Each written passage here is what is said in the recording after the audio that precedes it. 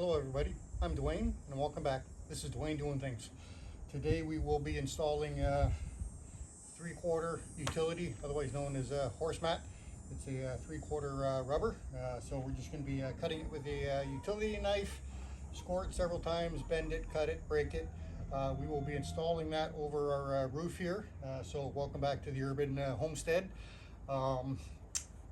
Yes, so let's get into this. So this product here can be used for many things, your trailers, your garages, stuff like that. It can be used as an anti-fatigue mat. And these are a recycled rubber, so I'm not sure if they're used tires or nothing like that, but they take all the metal bits and stuff like that. They do get quite hot. Just to let you know, they do expand and contract.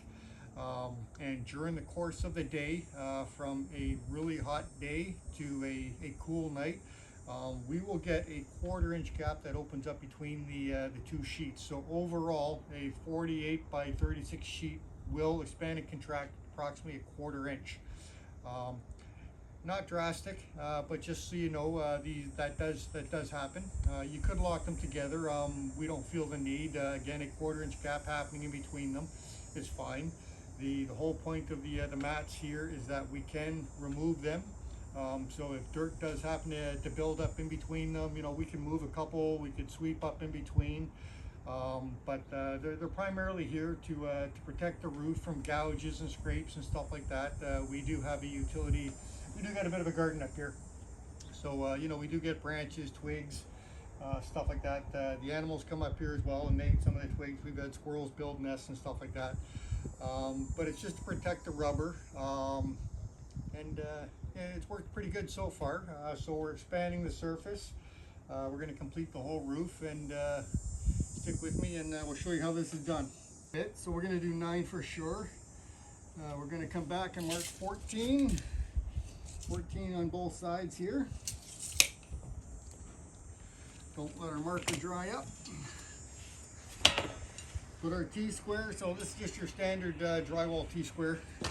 You could use a straight edge if you wanted to. Most of the time these things are pretty good, but I do like to go to my marks.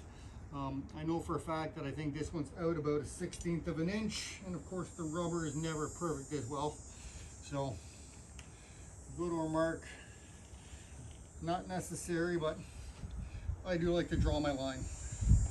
And that's if I ever hit it. And then from there, make sure you're pressing down good on it. And we're not pressing hard on our knife, literally. Just come by, score it. Right? Very little effort here, folks. You know what? You're not trying to cut through it all the way. Like literally, it's just a light score. Come over this 3, 4, 5 times, whatever you need. And then bring it out over to the edge. I don't know if you can see that. You got a line. Right now that line's about 1/8 of an inch. And that's all you need. Once you do that, it sort of opens it up. And then you've no longer got any pressure on your blade. And that's going to help you get through the rest. So very light. Make sure you're not behind it. Right? Try to keep the knife parallel to the cut. You're not trying to cut it on an angle. If you were, then you could angle it and you can get yourself a relief cut there. I don't know if you can see, but every time it's opening up just a little bit more. Now I can feel me coming through the bottom on some areas. And that's fine, I'm sure you could hear that. So that's it. This rubber is very easy to cut. And there we go. There's 2. So this won't take long. Hope you enjoyed that. Hope that helps you out. You could drill this. You could use a saw as well if you wanted to, a circular saw. It makes a bit of a mess. This stuff is so easy to cut with a knife that if you're really doing even curved pieces, you can cut a curved piece with this, no problem.